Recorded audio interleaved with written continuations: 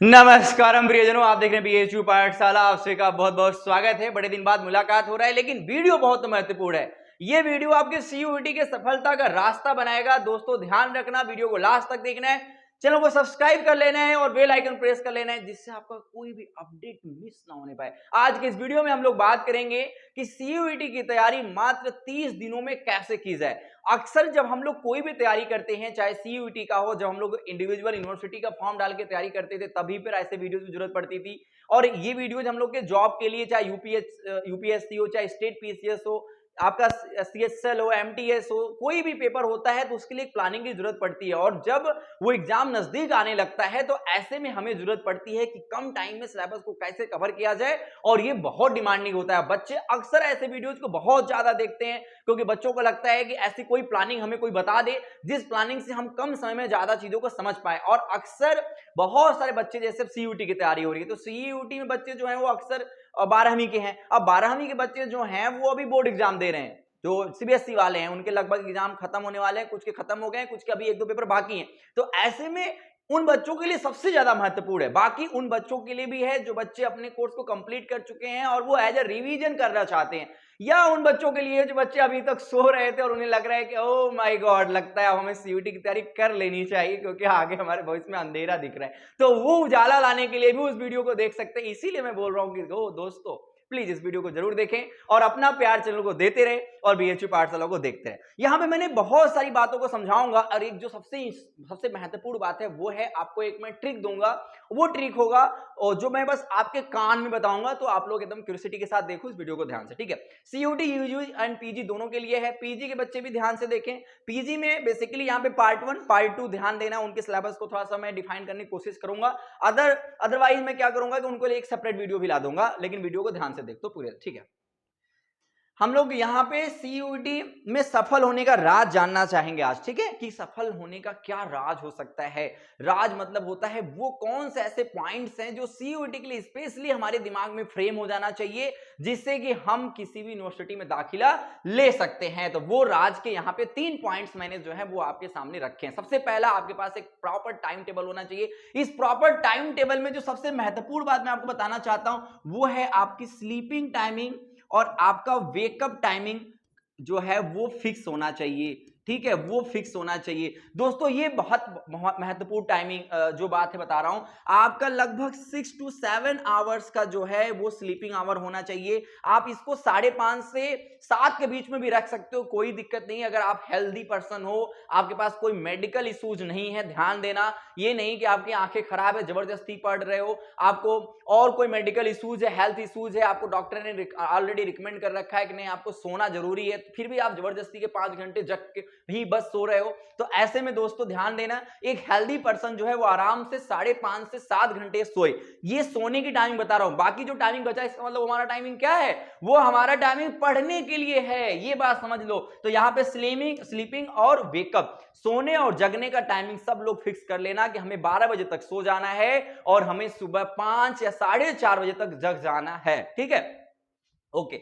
अब यहां पे मैंने बताया आपको कि डे और नाइट, हमारे पास 2 स्टडी प्लानिंग होनी चाहिए, जो कि एक दिन में होना चाहिए और एक रात में होना चाहिए। दिन की स्टडी प्लानिंग में आपके पास मॉर्निंग टाइम होगा और एक होगा आपके पास आफ्टरनून टाइम, एक होगा मॉर्निंग और एक आफ्टरनून टाइम होगा। यहां पे मॉर्निंग में आपको यह ध्यान देना है, जो बच्चे भी जिस कोर्स में जा रहे हैं, अगर उसमें करंट अफेयर्स आता है तो आपको मॉर्निंग में बस आधे घंटे के लिए करंट अफेयर्स ध्यान देना है। अब यहां पे एक बात और समझना है कि जो करंट अफेयर्स आएगा उसका वेटेज कितना आपके एग्जाम में, अगर आपका 4 से 5 क्वेश्चंस का ही वेटेज बन रहा है तो no need to give more time for only current affairs. यहां पे आपको आधे घंटे एनफ है, वो भी मंथली करंट अफेयर्स पढ़ना, ये नहीं कि आप लोग डेली वाला करंट अफेयर्स पढ़ रहे हो, उसकी जगह पे आप लोग और कोई सब्जेक्ट पढ़ना, मैं आपको बताऊंगा क्या पढ़ना है। तो दोस्तों करंट अफेयर्स मंथली कवर करना है, मंथली कवर करना है, मंथली कवर करना है, ओके। ये हो गया सुबह के आधे घंटे का शेड्यूल जो मैंने बताया। उसके बाद आप मैथमेटिक्स या कोई भी एप्टीट्यूड सेक्शंस का पोर्शन उठा के एज ए प्रैक्टिस के लिए ले सकते हो,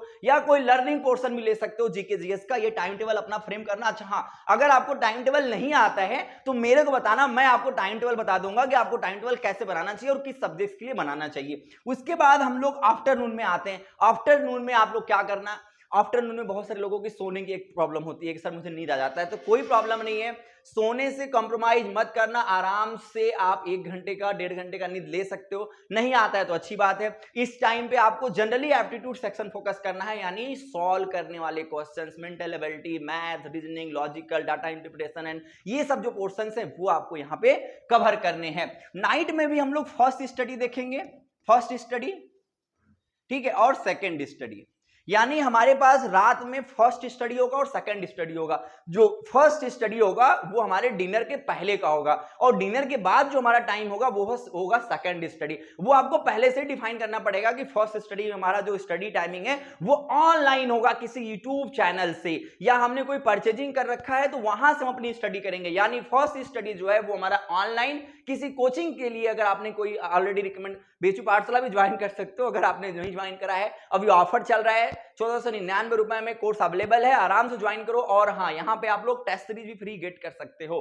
तो यहाँ पे मैंने क्या बताया, फर्स्ट स्टडी जो कि ऑनलाइन क्लासेस के लिए रखना, क्योंकि लगभग फर्स्ट स्टडी क्या होता है 9 बजे के पहले, लगभग 9 बजे 9:30 बजे लोग डिनर करते हैं, तो लगभग ऑनलाइन क्लासेस आप देखोगे यूट्यूब पे 7 बजे शुरू हो जाता है, 7 से 8, 8 से 9, तो आराम से आप लोग कोई एक यूट्यूब चैनल फॉलो कर लो और वहां पे अपना जो सब्जेक्ट्स आपको लगे कि हाँ मेरा वीक है, उसके लिए आप लोग उसको स्टडी कर सकते हो। ध्यान देना, ऑनलाइन स्टडी में सबसे बड़ी बात है कि आप लोग वहां भीड़ वाली चीजों को मत पढ़ लो, क्योंकि जो चीजें आप पढ़ोगे 5 लाख बच्चा पढ़ रहा होगा तो कोई फायदा नहीं होगा। उस क्वेश्चन को हर कोई सॉल्व करके आएगा, जब हर कोई सॉल्व करके आएगा तो यहाँ पे आपका सिलेक्शन होने के चांसेस कम है। तो आप लोग बेसिकली उस चीज को भी पढ़ना है जो चीजें लोग नहीं पढ़ रहे हैं या नहीं पढ़ा रहे हैं। मेरी बात समझ रहे हो? यहाँ पे सेकंड स्टडी की जब बात करते हैं तो self realisation, self study. Second study क्या है? सेल्फ स्टडी है। सेल्फ स्टडी का मतलब ये है ये टाइम हमें पूरा का पूरा हमें अपने वीक पोर्शन को देना है, ठीक है। अब मैं ज्यादा इसको नहीं लूंगा, नहीं तो मैं ये आपको बताना भूल जाऊंगा। जो स्मार्ट स्टडी प्लान है, सबसे महत्वपूर्ण बात है यहाँ पे सिलेबस हमारे पास होना चाहिए। हमें हमेशा अपने कोर्स वाइज सिलेबस अवेलेबल होना चाहिए। जैसे पीजी के बच्चे हैं तो पीजी को पता होना चाहिए कि उनके पास पार्ट 1 पार्ट 2 है।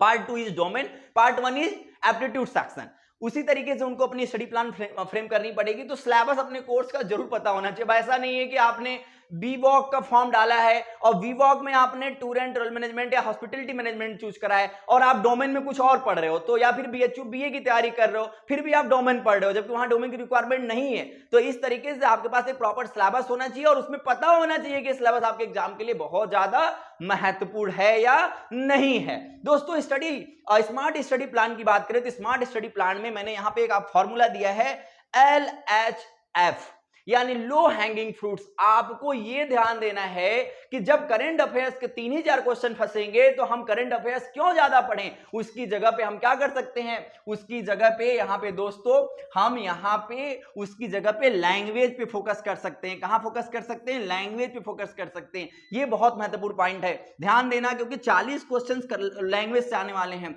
हम लोग जीटी पे फोकस कर सकते हैं क्योंकि जीटी से 60 क्वेश्चन आने वाले हैं। तो आप लोग को लो हैंगिंग फ्रूट्स में जो फॉर्मूला मैं आपको समझाने की कोशिश कर रहा हूं वो ये समझाने की कोशिश कर रहा हूं दोस्तों कि आपको वो चीजें पढ़नी है जो आपके लिए ज्यादा इंपॉर्टेंट होगा, जो आपके लिए ज्यादा इंपॉर्टेंट होगा, वो आपके लिए पहले से नोन होगा कि हाँ सर मेरे लिए ये पार्ट जो है ये ज्यादा महत्वपूर्ण है, ये पार्ट ज्यादा महत्वपूर्ण है, यहां से क्वेश्चन ज्यादा आएगा। तो ये चीजें आपको सिलेबस से पता चलेगा कि हाँ सिलेबस में S1 is important, S2 is important और S3 इज इंपॉर्टेंट। S3 जो है वो GT है। तो हमारे पास कौन से सेक्शन से ज्यादा क्वेश्चन आएंगे, कौन सा सेक्शन हमारे लिए ज्यादा महत्वपूर्ण है, ये बातें आप जान लो, तभी जाके आप लोग ज्यादा से ज्यादा स्कोर कर पाओगे। और हाँ, आपको जिस कोर्स में आप एडमिशन ले रहे हो उस कोर्स में आपको पता होना चाहिए कि उस कोर्स की कट ऑफ कितनी बन रही है। लोग सोचेंगे कि सर अभी कट ऑफ कैसे डिफाइन हो जाएगा जब CUT पहली बार हो रहा है। CUT दोस्त पहली बार हो सकता है, लेकिन आप लोग उस कोर्स में यूनिवर्सिटी वाइज जाके चेक कर सकते हो, क्योंकि पार्टिकुलर यूनिवर्सिटी का अपना कट ऑफ हर बार रहा है, BHU का, AU का, JNU का, DU का। तो दोस्तों मान लो इनका मेरिट बाद, लेकिन BHU और AU की तरह है। तो BHU में अगर हम लोग BA की बात करते हैं तो BA की बात करने के लिए लगभग 75 क्वेश्चन प्लस हमें करना पड़ेगा, सही 75 प्लस सही करना पड़ेगा, 110 प्लस करना पड़ेगा BA LLB के लिए। आप कमेंट करके बोलोगे तो हम हर एक कोर्स का बता देंगे कि हर एक कोर्स का कट ऑफ कितना है। तो दोस्तों आई होप आपको वीडियो समझ में आया होगा। एक लास्ट मोटिवेशन जो कि अंधेरे में मैं आपको बता रहा हूं, लाइट कट चुकी है, तो दोस्तों मोटिवेशन यही है कि आपको रुकना नहीं है, चलना ही ये जिंदगी। दोस्तों ध्यान देना, यहाँ पे लाखों बच्चे, 10 लाख बच्चे फॉर्म डाल रहे हैं। ऐसे में आपको यूनिवर्सिटी में एडमिशन लेना है, 1 लाख बच्चों का भी एडमिशन होना बहुत मुश्किल है अगर प्राइवेट कॉलेज को छोड़ दिया जाए। और ऐसे में 9 लाख अपने घर बैठने वाले हैं, तो जो 1 लाख बच्चे सेलेक्ट होंगे वो कैसे होंगे आपको खुद पता होना चाहिए। तो दोस्तों मेहनत करना पड़ेगा, सिलेक्शन खुद लेना पड़ेगा, मेहनत करना पड़ेगा। तो मेरी बात ध्यान रखना, बस दिमाग में इतना जुनून एक ला लो कि हाँ मुझे कैसे भी करके एडमिशन लेना है, मेरे पास कोई ऑप्शन नहीं है। सो दोस्तों इस वीडियो में इतना ही, मिलते हैं नेक्स्ट वीडियो में। Please everyone do like and do share, subscribe this channel, like this video. BHU पाठशाला कोर्स ज्वाइन करने के लिए मैं एक नंबर दे देता हूं, इस नंबर पे आप लोग आराम से इंक्वायरी कर सकते हो। 95 19 38 32 72, ठीक है, 32 है। 9519383272, 95 19 38 32 72, इस नंबर पर आप इंक्वायरी करके कोर्स ज्वाइन कर सकते हो। बोलिएगा हर हर महादेव।